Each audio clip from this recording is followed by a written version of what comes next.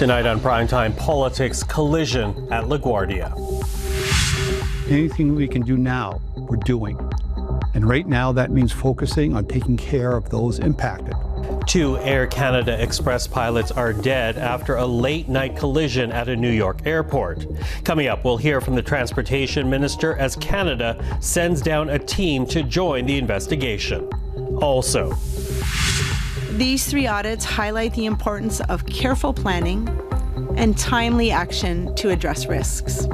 Canada's Auditor General Karen Hogan will speak to her about her latest reports, among them concerns about the International Students Program and RCMP recruitment. Plus, Muslim women are disproportionately impacted in the exercise of their freedom of religion. Quebec's secular law is appealed to the Supreme Court, starting 4 days of testimony regarding the province's religious symbols ban for public sector employees. This is Primetime Politics. Hello everyone, I'm Michael Serapio. Well, we begin tonight at New York's LaGuardia Airport, where questions are still being asked this evening about a horrible collision that claimed the lives of 2 pilots on contract with Air Canada Express. Take a look now at images from the crash scene as they were taken this morning. The nose of the Air Canada plane crushed on impact after the CRJ-900 collided with a fire truck. Now, recordings from air traffic control was shared by the website Flight Radar 24, and in them, the team on that fire truck was given permission to cross runway 4 at LaGuardia. But that was the same runway where the Air Canada plane had just landed. Truck 1 and Company, LaGuardia Tower, requesting to cross 4 at Delta. Truck 1 and Company, cross 4 at Delta. Truck 1 and Company, 4 at Delta. Frontier 4195, just stop there, please. Stop, truck 1, stop. Stop, truck 1, stop. Stop, truck 1, stop. Now, the 2 pilots were pronounced dead on scene. Dozens of passengers were taken to hospital. And today, the crash was addressed by Canada's Transport Minister, Steve McKinnon. We are obviously extremely shocked and saddened by the incident that occurred at LaGuardia Airport late last night or early this morning. And I want to send my condolences, those of Transport Canada and certainly those of all of the Government of Canada, to the families of the victims, to the families of those who were injured, to obviously those themselves who were injured, and the many people who must have been very concerned by these incidents. And again, that was Canada's Transport Minister, Steve McKinnon. We should note that Canada's Transportation Safety Board will take part in the investigation. A team is being sent to New York, and we will continue to follow the story. Well, on to some other news of this day, as the Auditor General of Canada did table 3 new reports to Parliament this morning, among them a report on the International Student Program. Now, reduced in size by the Carney government, the Auditor General says there are still problems with the program that is overseen by Immigration, Refugee and Citizenship Canada. Specifically, the AG says from 2023 to 24, there were over 153,000 students who were not complying with their student permits. But less than 3% of those problems were actually investigated, and here is how the Immigration Minister responded to today's report. So we will be centralizing the investigation. We will be streamlining anyone that is flagged. We will be doing more reporting, and we will be information sharing with CBSA of any students that are not compliant or that are not currently students. The Immigration Minister, Lena Metlach-Diab. Well, with more on her report is the Auditor General of Canada, Karen Hogan. And Ms. Hogan, thanks for dropping by again. Oh, thanks for inviting me. So obviously, again, three reports tabled today, but we're starting here with the International Student Program, your study into that. And essentially, you conclude that about 150,000 cases were flagged in 23-24. Only 4,000 investigations launched. About 40% were inconclusive. What does that tell you about the level of fraud that exists and that would-be students to Canada can get away with under the current program? think it's important to point out that there are thousands of students who are here genuinely are complying with the terms of their permits. And what the issues that we're talking about here are cases that were flagged by learning institutions to the Immigration Department saying, we don't believe this student is studying full-time, which is a condition of their permit. So it requires some sort of investigation and follow-up. The department told us that because of funding, they can only look at 4,000 over those 2-year periods out of the 153,000. What's concerning for me is that 40% of them, as you mentioned, were closed even though the student never communicated back with the Immigration Department. And I would have expected they would have taken that all the way to the end and then done something with it, either put a flag or a notice on the student's file so that when or if they apply for another immigration permit, you can apply some rigor there and have it factor into your decision making the next time around. Mm-hmm. But as you say, 40% came back inconclusive, but 4,000 investigations were launched. Department officials admitted to you that they only have have a budget to investigate about 2,000 files, so half of what they were initially launching. What does that tell you? Does it need to be funded more, or is there something else that can be done to ensure the integrity of the international student program? Well, I think I would start by saying there's a lot of information that the Immigration Department has that they're just not acting on. So I would expect that they're going to use the resources they have effectively first, and then decide whether or not they need more resources in order to be able to tackle what's been flagged. It's not just students potentially not complying, it's cases of potential fraudulent documentation or misrepresentation, or even following up on students whose permits have expired to see whether or not they've left the country. All of that needs to be acted on. So do that effectively and then see if you need more resources. Do that effectively. Is that enough to restore integrity into the system? Because this is a program that has come under heavy criticism, one for letting in too many students with the past government, and with this report that you have out, questions about just how legit some of these students actually are. Well, and as I said at the beginning, I think there's thousands of students who are here very legitimately, so it really is about taking action on those where you have concerns that are raised.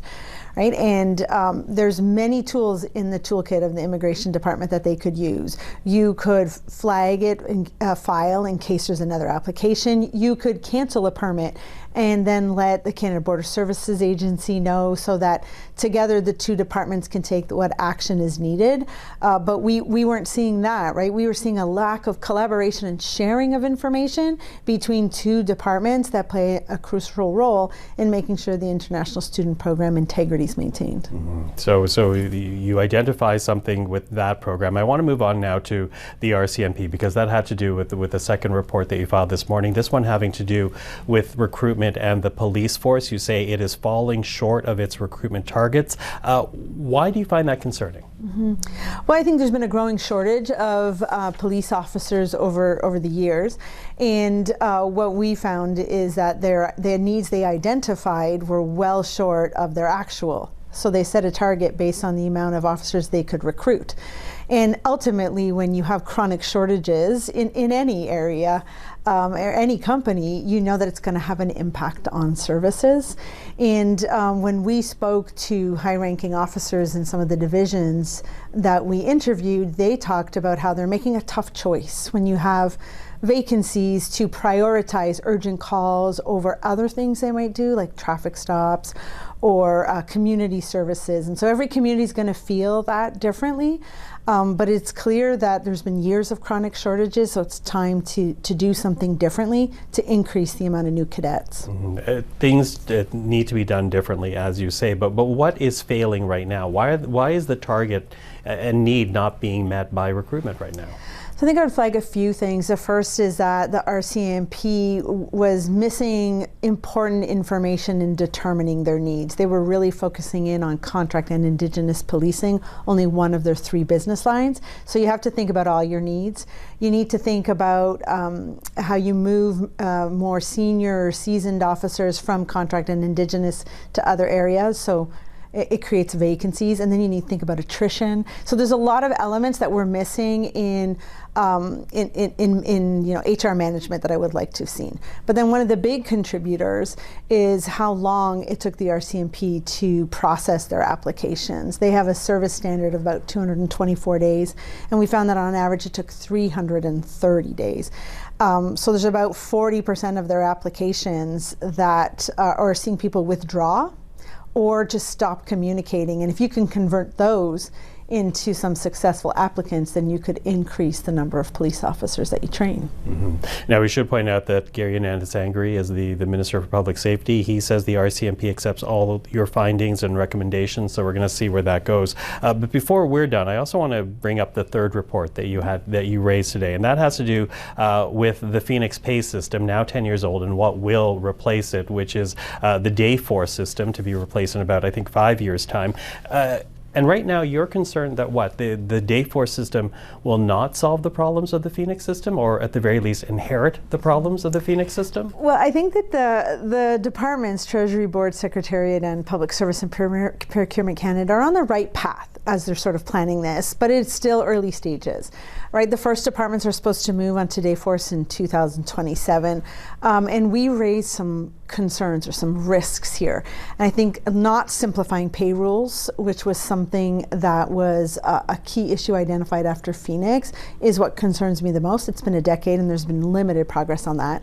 But then equally as important is the backlog of pay action requests. So people who have requested changes to pay, or there's errors in their pay, and how they haven't been addressed. And it's important to clear all of those errors before you move something into a new system. If you bring over pay with errors, it doesn't matter which pay system processes it, you're going to have pay with errors going forward.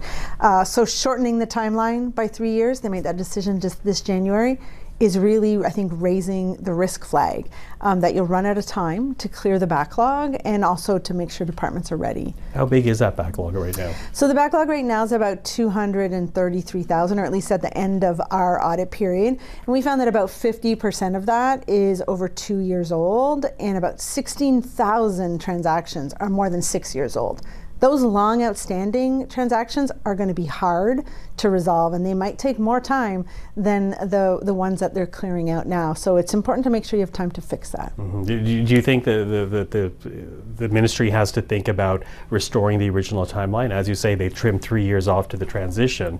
Is it worthwhile to delay it once again to make sure Phoenix is cleaned up before switching over? Well, that decision was made right at the beginning of January of this year. So I think it'll be, what will they do to their plan, right? Will they make sure that they've adjusted their timelines? Will they make sure that they give time and allocate the right resources to clearing out pay transaction backlogs?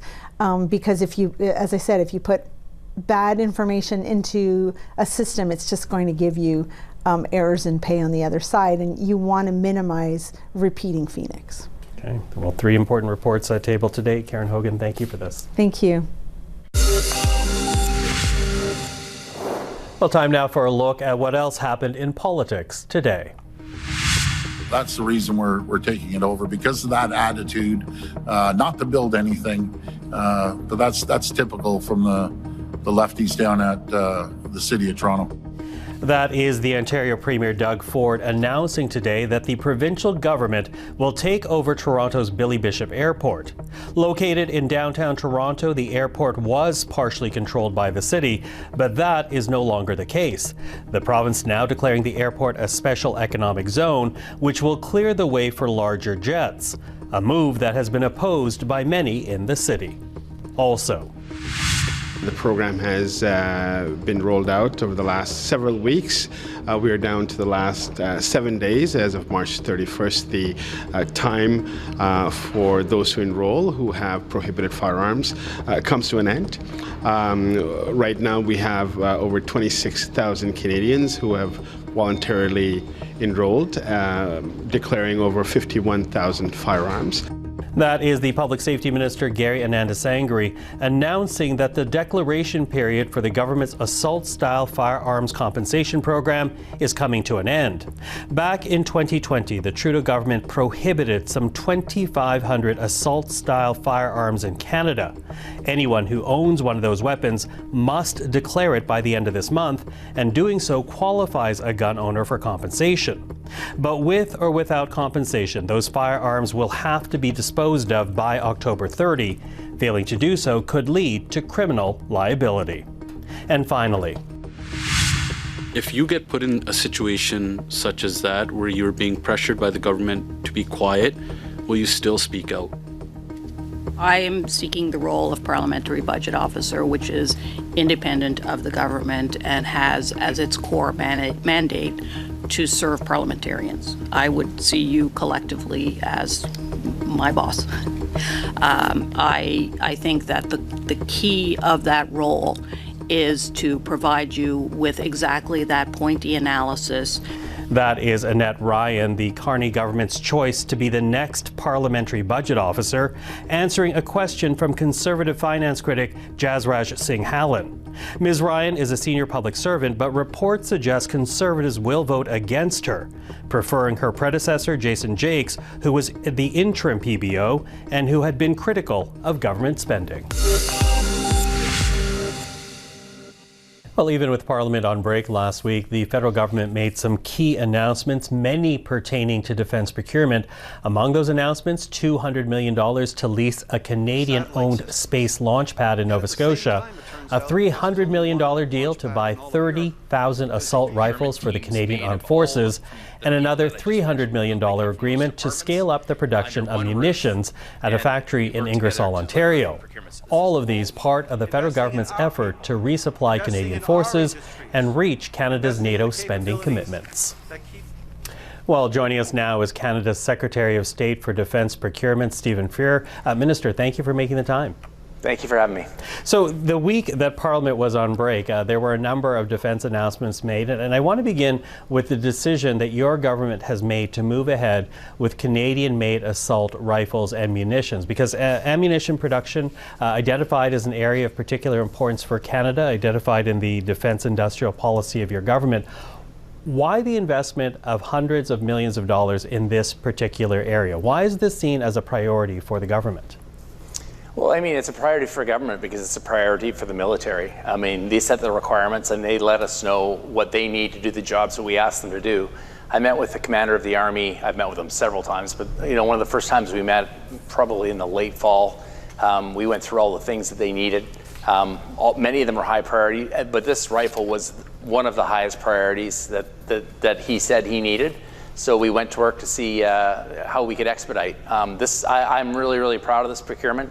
It's a Canadian weapon. It met their requirements. It employs people in Canada. 80% of the weapons supply chain's Canadian.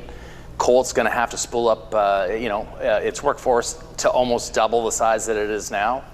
And our allies are buying it. I think there was a news release not too long ago that Denmark's buying the same weapon. So the military's getting, and we're delivering it 2 years earlier than would have otherwise been the case if we didn't get involved. So I think this is a really good example of what we can do when we put our back into it and really focus on delivering. Okay, so it's 2 years earlier in terms of a contract, in terms of production. When will we see that kind of economic activity and employment pay off?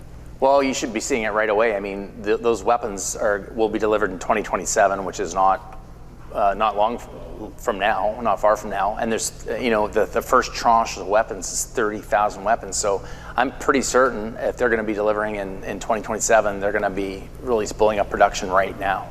So they're building out. They're probably going to have to expand their facility to meet the demand for the Canadian demand. Then I said there's another 50,000 for Denmark. And I'm hearing through the grapevine that there might be a couple NATO partners that are interested as well. So again, Canadian workers making awesome Canadian products that we can, give to our own military that want them, and then supply to our allies on our export, which I think is good news.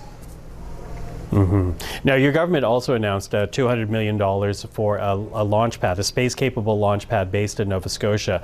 This country does lean on NASA when it comes to space. It certainly has done so in the past.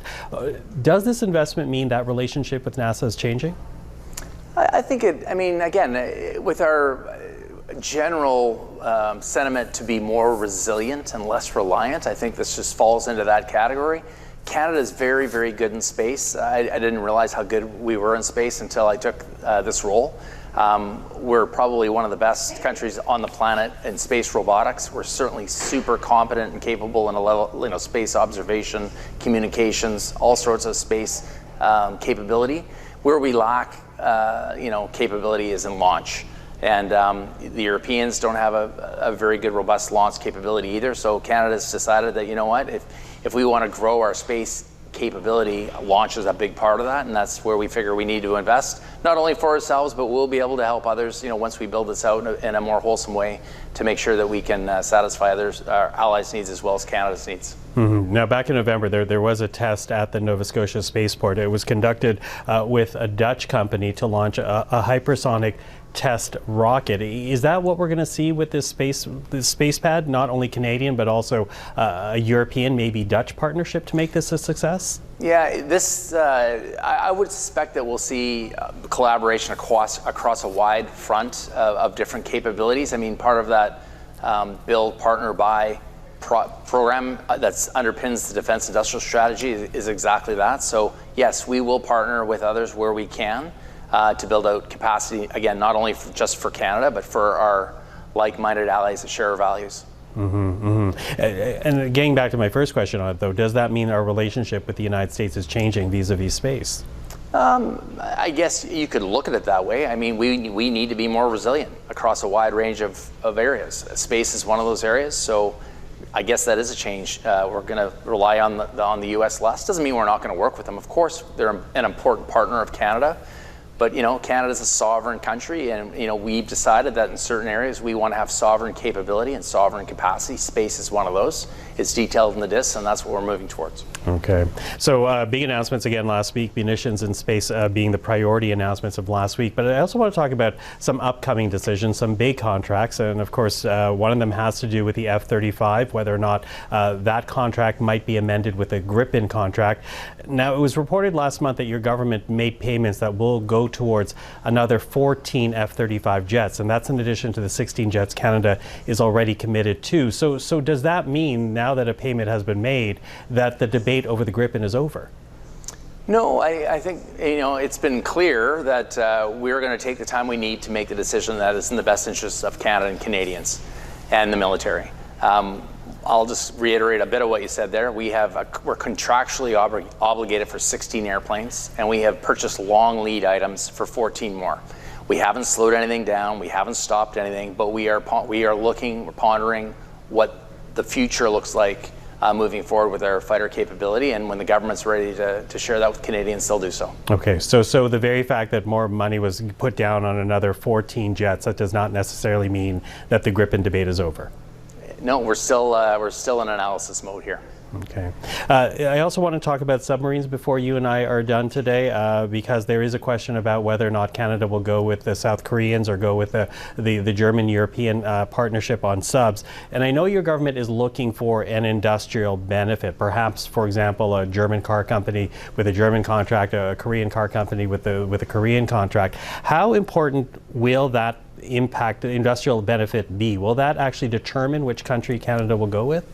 Well, without saying any particular specific benefit, we'll tilt the scale one way or the other, because the bureaucrats are going through the returns for the RFP now. So I'm not involved in that at all. It's being done behind closed doors with the bureaucracy. I made it clear, the Prime Minister, everyone who's had this conversation, that both submarines met our mandatory high-level requirements. Both countries are very good allies and friends of Canada, so we could work with the countries. The military could work with the submarines, and essentially what we were looking for that will determine the outcome of this is the best economic benefit to Canada, and it was up to them to determine what that looked like.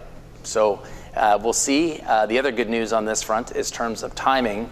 Before the Defence and the DIA got involved, we were looking at contract award in 2028, subs in the water 2035. We're now looking at making a decision this year and getting a sub one way or the other in the water by 2032. So again, we're accelerating the timelines.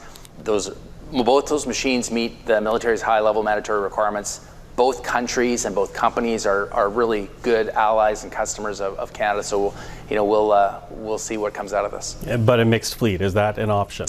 Well, no, I think that was floated around. I saw that too in the paper. The Prime Minister was pretty clear a number of months ago. He's unambiguous about it, that we were looking for a single partner on this procurement. Okay, a single partner before the year is done.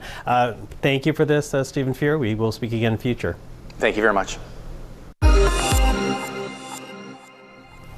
Well, before we go this evening, we also want to note the start of an important hearing taking place in Ottawa this week as the Supreme Court considers the legality of Quebec's Bill 21. Often called the Law on laïcité or secularity of the state, the law itself bans the wearing or use of religious symbols by public sector employees in the province. To protect the law from legal challenge, the Quebec government preemptively used the notwithstanding clause in the text of the bill, but it is the use of that clause that's now being challenged this week. With more, here is CPAC's Rémi Authier. Well, Michael, you have to go back to 2019 when Quebec government passed the Act respecting the laicity of the state. And this Act's purpose is to make sure that the Quebec government's services are given by people who are not covered, or their face are not covered, or do not have religious symbols. So this Act also was targeting any agent of the state that was in a situation of authority, and this includes the teachers. It was immediately contested constitutionally in front of the courts by different groups, including groups that were saying that especially Muslim women that are in schools, that are in kindergarten, were penalized by this, were excluded from the society. And what's really important to remember and to know about this case is that it could really shake the pillars of constitutional law in Canada. Why? Because the Quebec government used a notwithstanding clause, and this clause allows you to not respect some of the rights contained in the Charter of Rights and Liberty of Canada if you include it in your act. And it did so preventively, even before courts said that it was not respecting the law. And this way of doing is contested by those that are opposed to Bill 21 and want to see more guidelines imposed by the Supreme Court. So in first instance, in the Superior Court of Quebec, the government won, except on one thing. It was the English School Board. The Montreal English School Board was recognized with a right to have, because of the section 23 of the Canadian Charter, which protects linguistic rights. But in appeals, this exception was taken out by the judges, who said that the Act respecting the laicity of the state is an act that really has a purpose that is religious and not linguistic. So just to tell you how important it is, this case, the Supreme Court has reserved 4 days for hearings, and the last time that was seen was in 1998 for the reference on Quebec secession. To tell you, this was a major constitutional case, so we are again facing an important constitutional case. There are 51 parties that are interveners that are going to be able to speak to the judges, and that's in addition to the parties that are in this contestation. 7 of the 9 judges are hearing this case. Judge Jamal from Quebec did exclude himself because there was a possible conflict of interest, and Judge Moreau from Alberta was absent. We don't know why. So tomorrow we'll hear the Attorney General of Quebec as well as a secular and a feminist group. CPAC's Rémi Authier, and of course we'll continue to follow the hearings for you this week in Ottawa. But as for the program today, that is Primetime Politics. I'm Michael Serapio. For everyone here at CPAC, thank you for watching. We're back tomorrow evening. Until then, take care.